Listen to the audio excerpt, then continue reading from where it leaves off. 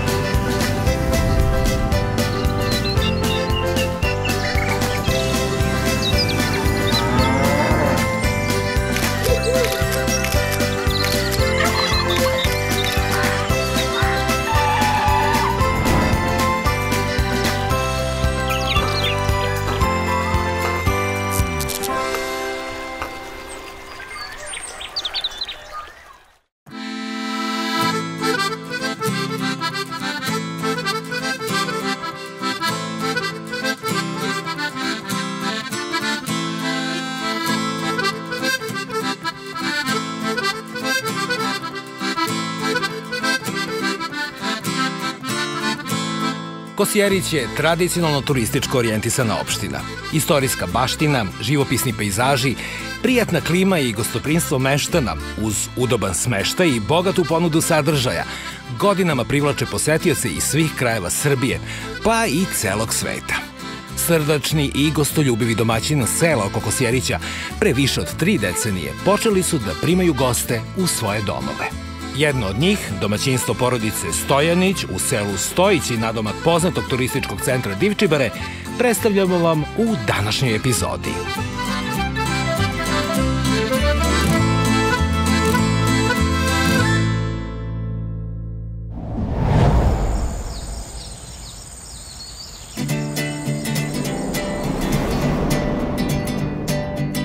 Ako dolazite iz pravca Beograda, najkraći put do naših domaćina vodi preko Valjeva i starog puta za Užice. To podrazumeva korišćenje novoizgrađenog autoputa Miloš Veliki do isključenja na petlji Lajkovac. Dalje pratite oznake za Valjevo, a na ulasku u Valjevo na drugom semaforu skretanje za Kosjerić. Posle 39 km od skretanja u Valjevu, skrenite desno na asfaltni put ispod velikog železničkog nadvožnjaka, a zatim nakon kilometra i 200 metara skrenite levo kod putokaza za domaćinstvo Stojanić. Od Beograda udaljeno 129 km, trebalo nam je oko 2 sata vožnje.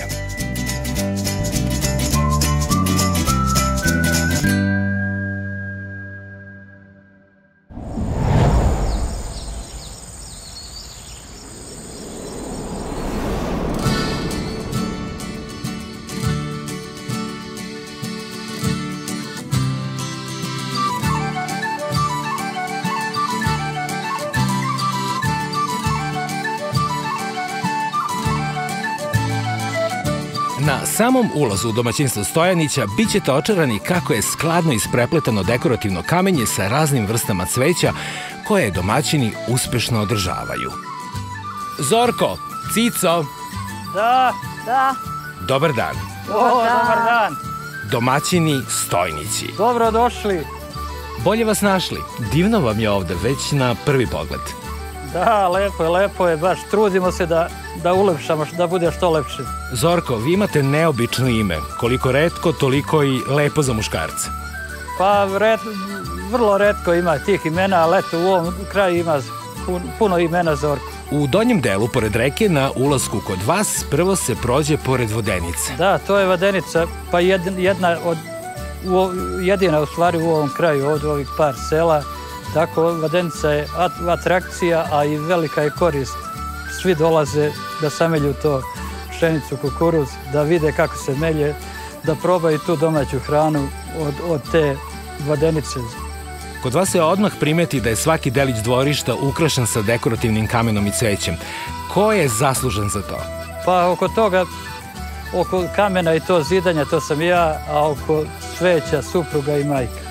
Evo, stiže Cica sa punim poslušavnikom. Izvolite da se poslužite. Izvolite, slatko. Od čega je slatko? Ovo je divlja kupina, dunja. Ne znam šta bih pre. Pa probajte jedno i drugo. Probat ću od divljih kupina, a kasnije ću i od dunja. Ukus idealan, kako ga u glavi zamišljamo, pa još malo bolji. Jeste li vi pravili? Da. Svaka čast. I od dunje i od kupine. Uzmite i rakicu da se poslužite. Da nazdravimo sa domaćinom. Da. Zorko, Cico, živeli. Dobrodošli. Dobrodošli. Da se dugo godina viđamo u zdravlju i veselju. I da se lepo družimo danas. Da se družimo. Živeli. Kad smo se ovako lepo okrepili, onda izvolite da obiđemo domaćinstvo. Da obiđemo smještajne kapacitete, dvorište i tako.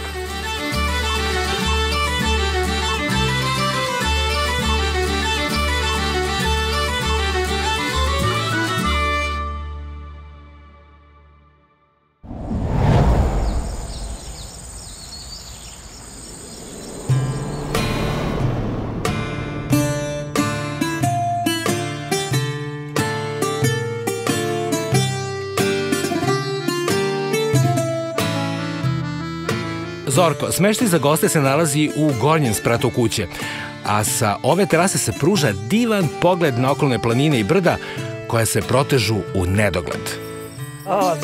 Evo dolazim baš ovde sada do svojih soba.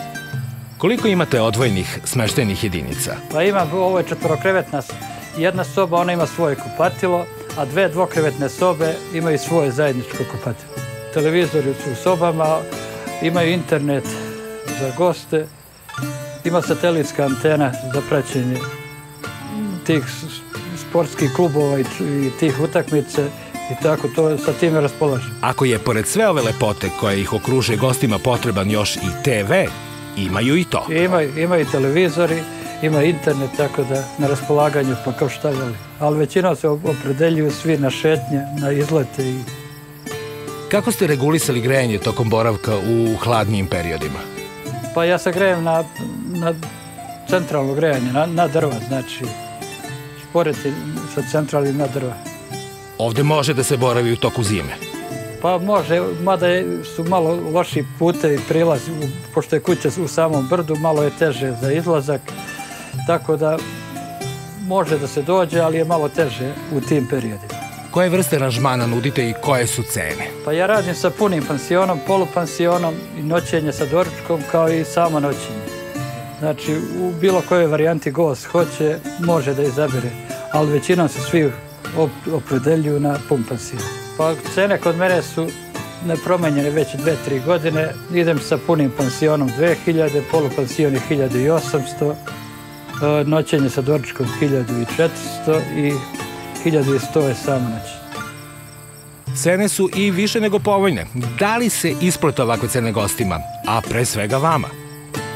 Pa gostima se isplati, a isplati se i nama domaćinima, jer to je naša domaća hrana, sve znači, počev od sira, mleka, od povrća, od domaće rakice, od vadenice naša koja melje brašno, znači naše sve domaće. Jedino što se kupio to je so što mora da se kupi i ostale za higijenu sredstva. Radim i sa vaučerima, tako da i ove godine imalo je puno gostiju sa vaučerima, još uvek se javljaju.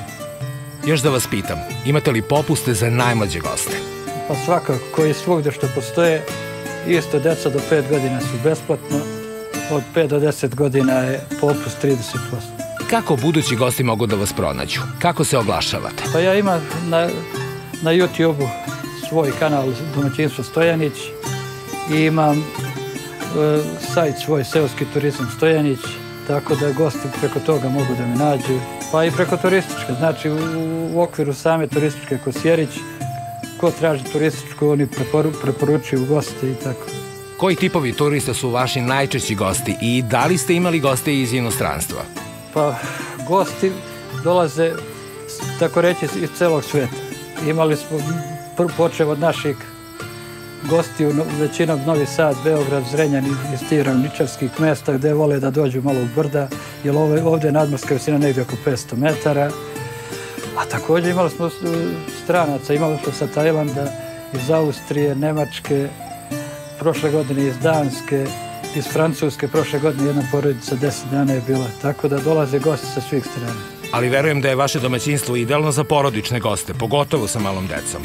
Pa da, ima, za decu je povoljno, imaju gde da prošeta, imaju dole pored reke, lepo, deca brčkaju pored vode, bacaju kamenčiće, gaze po toj, ovo su naše planinske rečice, tako da su hladne prilično i deci to lepo odgovara.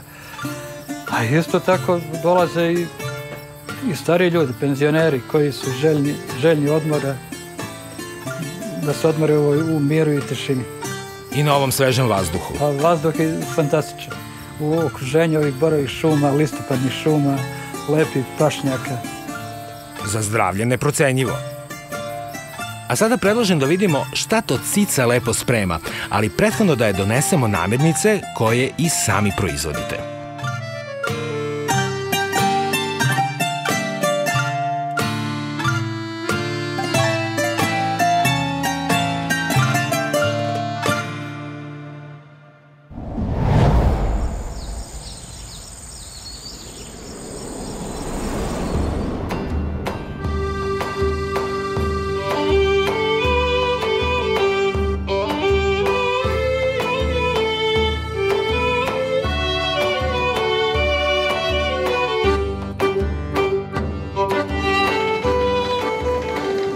Pustili ste vodenicu u rad?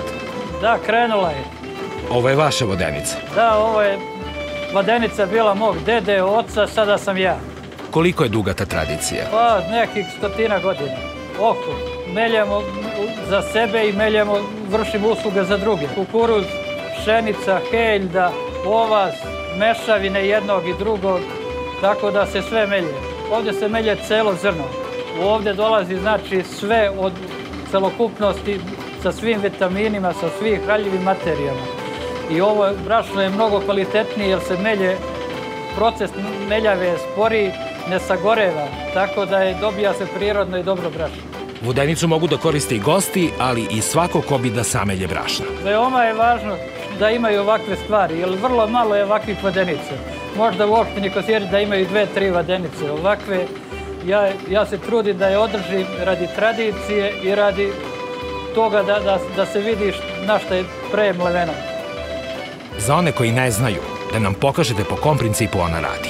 Pa evo, ovdje se sad u ovaj koš zvani sipa se žito, pšenica, kukuruz, heljda ili bilo šta drugo.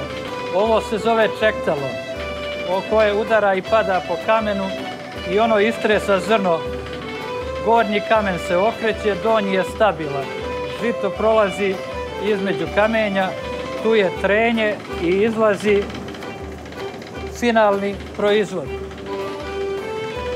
To brašno se posle seje na sito rašeto i od toga se prave namirnice, projare, kačamak i ostalo. Ovo pokreće voda, nema šta potrošnje nikakve druge struje, motori, dizel, goriva ili bilo šta. Ovo pokreće voda. Kad ima vode, radi, kad nema vode, ona stane. Da odnesemo sada Cici malo kukuruznog brašna. Treba će je za proju. Da, to ćemo da ponesemo. Evo sad ćemo ovaj džak da ponesemo. Cico, zatekli smo vas u poslu. Šta sada mesite? Mesim proju. Od brašna sa potočare? Da, projno brašno ide kukuruzno belo, malo masti i voda. I to se mesi i pečemo posle proju, običnu proju. Šta znači za ukus proje kad je brašno samleveno na vodenici? Mnogo lepše nego ovako da se melje na električnom sagori. Ovo bude baš lepo, super. Električno uništi kvalitetne sastojke žitarica? Da. Vi u pripremi koristite i integralna brašna koja koriste ljudi sa raznim oboljenjima. Jel brinete za goste koji se zbog zdravstvenih problema dijetalno hrane? Da, brinem. Mesim im crne lepinje, pravim im crni hleb i oni to jedu, koji su dijabetičari, mislim, i koji drže liniju. Da li gosti mogu da izaberu vreme kada će da obeduju? I to ide, pitam i kad će da ručaju. Naprimjer, jedni ručaju u 1:30, jedni u 3, zavisi kako ko. Meni je malo teže, jer taman skloniš jedno, pa ponovo moraš da postavljaš drugo i tako, eto. Ali ispoštujem. Moje goste ispoštujem sve.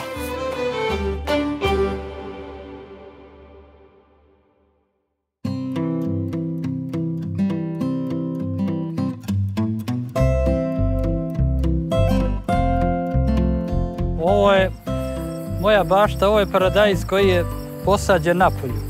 Znači, ovo je na polju, a unutar je drugi koji je u plasteniku. Međutim, ova godina je tako lepo rodila, pa je paradajz stigao i na polju. Tako da je dobro. A pored paradajza gajimo kupus, šangarepu, luk, krompir, buraniju, pasulj. Znači, gajimo sve proizvode što su potrebni za jedno domaćinstvo. Ovo što proizvedete u bašti služite i gostima.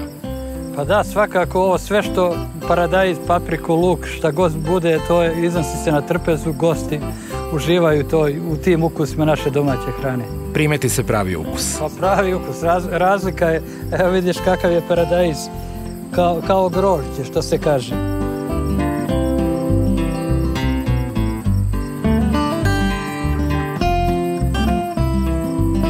Dođi, Zlata, ajde. Hoćete da nas upoznate? Da, sa njom. Ona se zove Zlatulja.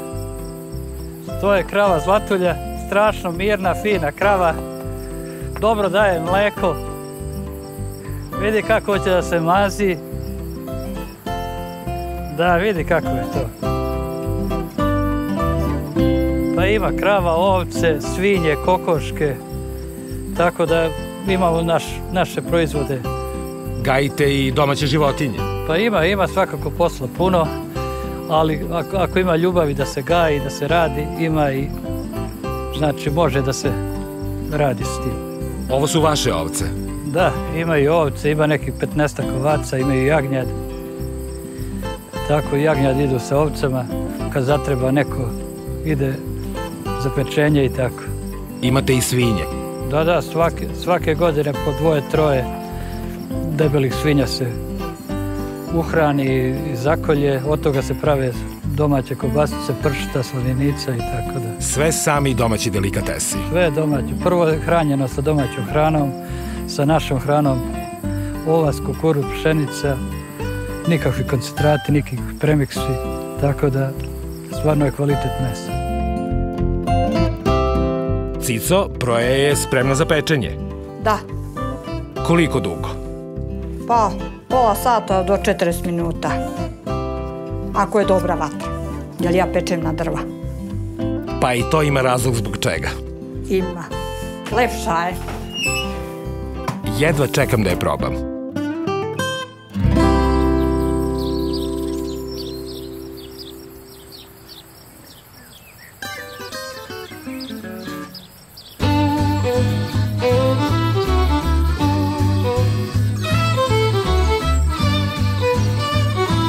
A domaćin Zorko je preuzeo odgovornost oko spremanja glavnog jela.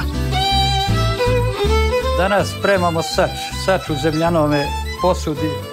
Prvenstveno što se radi, znači, to je da se u zemljanu posudu stavi mast. Stavljamo 1-2 kutlače masti. Mast razmažemo po celom saču da se ne bi meso zalepilo, odnosno povrće.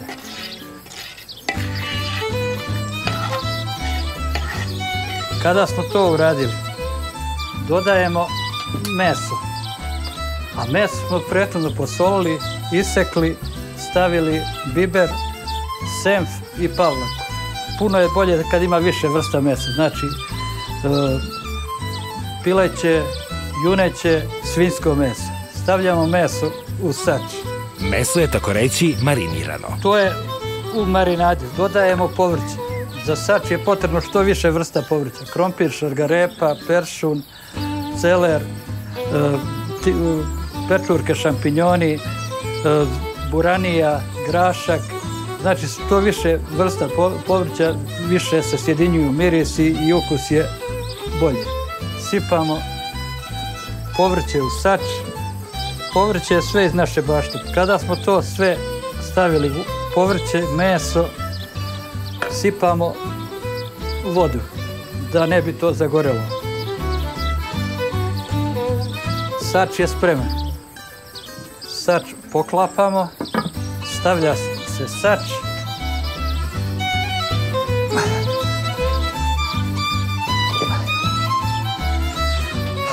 Bitno je to da ne bude jaka vatra, da se kuva na tihoj vatri. U ovim zemljanim sudovima hrana je mnogo ukusnija jer se ne izgori. Znači, treba tiho, treba malo duže vreme. Za ovaj sač je potrebno negdje oko sat do sat i po vremena da se krčka, znači na tihoj vatri provri i kad provri on se krčka, poslije toga sač je gotov, a kasnije ćemo probati.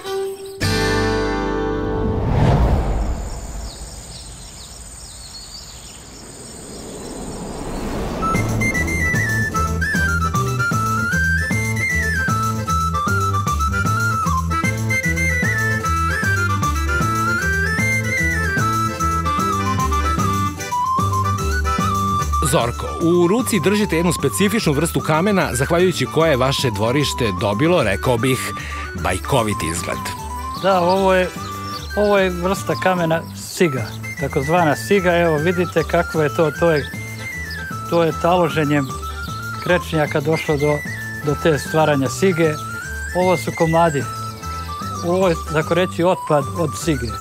Od sige se prave ploče za oblaganje, dekoracije crkava, manastira, a ovaj otpad od sige to sam ja koristio da napravim za sebe ujedno lepi ukrasi, budu od samog toga.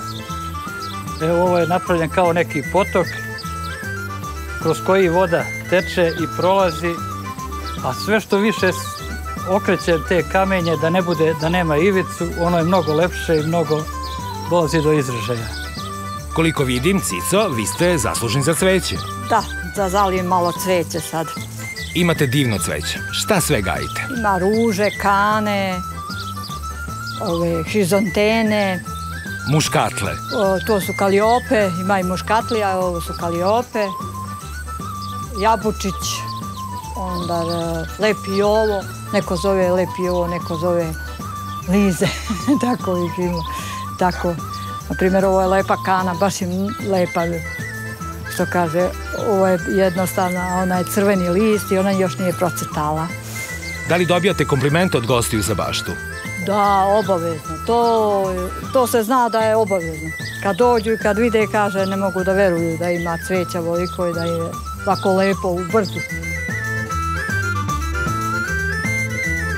U ovom prostoru je omogućen predah i ručak većim grupama.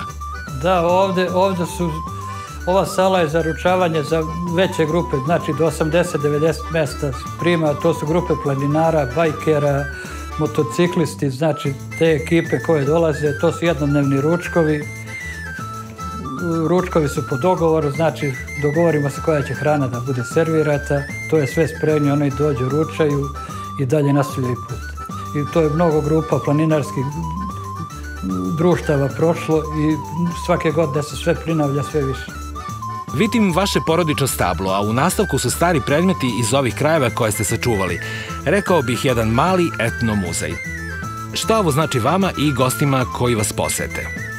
Onda gosti kad dođu dok ovdje ručaju, ujedno vide i te predmete koji su nekada korišćeni, koji su bili u upotrebi, koje je svako domaćinstvo imalo, a sada su izloženi ovdje da se vide. To su stari radio, ovo su zemljani ćupovi, razni predmeti za tkanje, sukna, načve, ćupovi, bakrači za kuvanje, tako da ima mnogo ovdje predmeta sakupljenih. Ovi su predmeti, imalo je svako domaćinstvo, to sam skupljao nešto kod mene, a nešto u okolnim kućama koje su već napuštene. Znači, ovo sada je teško naći, to je nekada bilo, nekada je korišćeno. Ja sam ih sačuvao da se to vidi i da se posjetimo. I sačuva od zaborava. Da, tako je baš. Ovi predmeti nam govore da su ljudi pre nekoliko vekova živjeli daleko zdravije nego mi danas.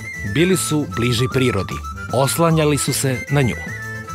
U svakom slučaju, hrana spremata ovim zemljanim loncima, zemljanim ćupovima, mnogo je zdravija nego sada na brzim ringlama, na brzim plinovi, čuda, ekspres lonci i tako slično. Pa i garderoba, ovo su sukneni kaputi. Nosili su se isto i zimi, kaže, sukneno nosi leti. Leti ovo hladi. Znači, umjesto da, ovo je kao termos. Jednom reču, zimi greje, leti hladi. Isto tako vunene čarape, vuneno sve, leti kad se nosi, noga se ne znoji, tako da je mnogo vuna je prirodna i vuna je prava.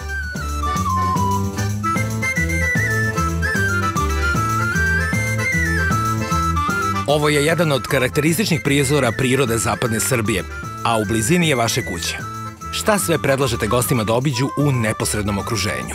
Pa prvenstveno može se obići turistički centar Divčibare koji je u neposrednoj blizini, onda u susednom selu Rosić ima Rosićko jezero, u susednom selu Skakavci, Skakavački vodopadi, a dragulj najglavniji naš je ovde Taorska vrela koja su u neposrednoj blizini. U mestu Donji Taor, ispod vrha Povlena, gde se sprema najbolji sir i kajmak, Proja peče i nazdravlja Trnovačom na visini od 695 metara, smestilo se Taorsko vrelo. Izvor sa moćnim stenama bigra, neobičnom pećinom, nizom slapova i vodopada i ostacima starih vodenica. Tokom našeg boravka imali smo prilike da razgovaramo sa vlasnikom Pepića vodenice, jedine od 12 vodenica koje su nekada postojale, a koja i dan danas radi. Dobar dan, domaćine. Pa evo, dobar dan i vama, dobrodošli. Ja sam Milan Jovanović, ovde sam meštanin Donjeg Taora i Taorskih vrela i evo malo radimo, obnovili smo ovu vodenicu i malo poslužujemo goste i tako. Putevi koji vode od Valjeva i Kosjerića do Taorskih vrela nisu u dobrom stanju. Pa najveći problem je ovde infrastruktura, putevi su katastrofa. Apelovali smo na sve i na opštinu i obećavaju nam, ali vidjet ćemo šta će od toga biti. Mislim da će se nešto odraditi kao što su obećali. Danas je nedelja i drago nam je što je došlo dosta gostiju, ali oni koriste ovaj prirodni dragulj bez ikakvog ograničenja, često i narušavajući njegov izgled bacanjem smeća, kao i drugim nemarnostima. Pa naravno, ovde mi radimo, ali dozvoljeno je za sve ljude koji donesu roštilj svoje piće da se negde smeste, da ima mesta i neću biti vraćeni kad dođe na Taorska vrela. Kažite nam, odakle kreće ova voda i koliko je dug njen pad? Pa nije dug tok ove Taorskih vrela, negde gore 300-400 metara je izvor, tu je pećina i dole isto, negde otprilike nepuni kilometar uliva se dole u reku Skrapež i... Sve je ovako u kaskadama kao i za vas? Pa otprilike sve. Nije baš sve uređeno, ali sve je u kaskadama. Ima bezbroj kadica? Da. Da pozovemo sve gledaoce da posete Taorska vrela i uživaju u ovom nestvarnom prizoru, a ujedno i posete vašu vodenicu. Naravno. Biće sigurno dobro ugošćeni.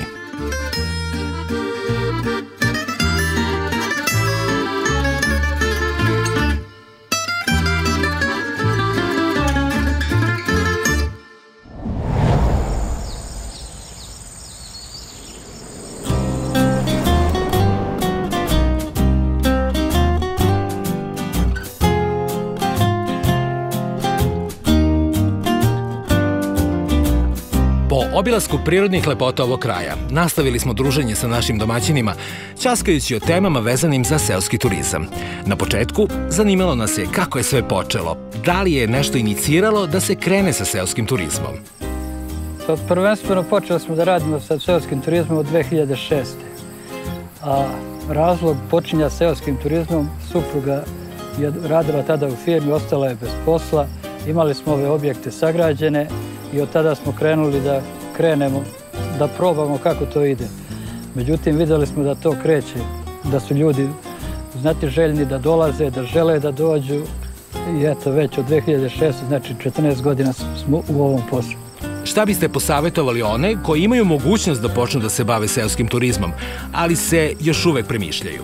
U svakom slučaju da krene, jer neće pogrešiti. Znači, uvek će posla imati, svi su željni da dolaze u sela, da obiđu sela, da uživaju u čistom vazduhu, u lepoj prirodi, u zdravoj i dobroj hrani. A šta biste vi, Cico, poručili domaćicama? Pa isto tako, da dođu do gosti, da budu kod nas na hrani, na spavanju, lepo je. Jer za goste dovoljno da budu dobre domaćice onoliko koliko već jesu svojim porodicama? Da, ništa. Ništa posebno, ne spremaju se tu neki specijaliteti, posebno domaća hrana, kuvano, supa, čorba, pasulj, kupus, krompir, paprika, tako, gibanice, proje, vidio ste proju. Što se inače i sprema. Da, to ja spremam tako, a sad ja mislim da i ostali. A koje su perspektive razvoja ovog kraja i konkretno seoskog turizma? Šta bi trebalo unaprediti? Pa, malo je tih domaćinstava koji bi mogli da se razvijaju. Omladina je prilično otišla sa sela, tako da su ostala staračka domaćinstva. Nažalost, a moglo bi da se mnogo razvija, da se radi na tome.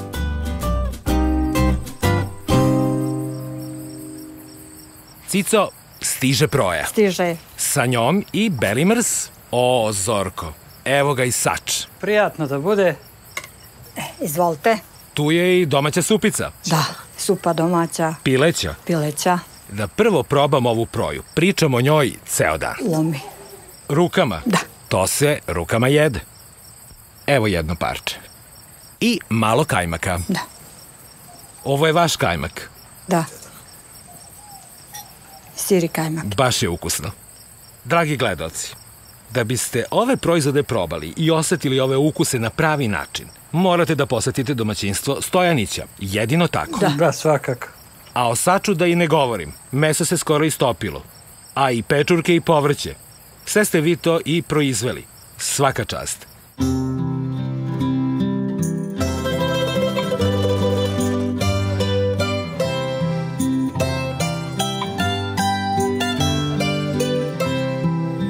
Dragi Zorko, Cico, došao je trenutak rastanka. Želimo da vam kažemo da smo danas uživali u vašem gostoprimstvu, gastronomskoj ponudi i svim sadržajima kojima smo ispunili vreme. U tom smislu, svim gledocima možemo da preporučimo da vas posete. Neće se pokajati. Naprotiv, kod vas je zagarantovan vrhunski odmor, kao i iskonski povratak prirodi. Ovde vredi i ostati bar nedelju dana. Još jednom vam hvala na gostoprimstvu. Hvala puno, dođite nam opet. Da. Vrlo rado. Jedva čekam ponovo da se vidimo. Vidimo se uskoro. Svako dobro. Svako dobro.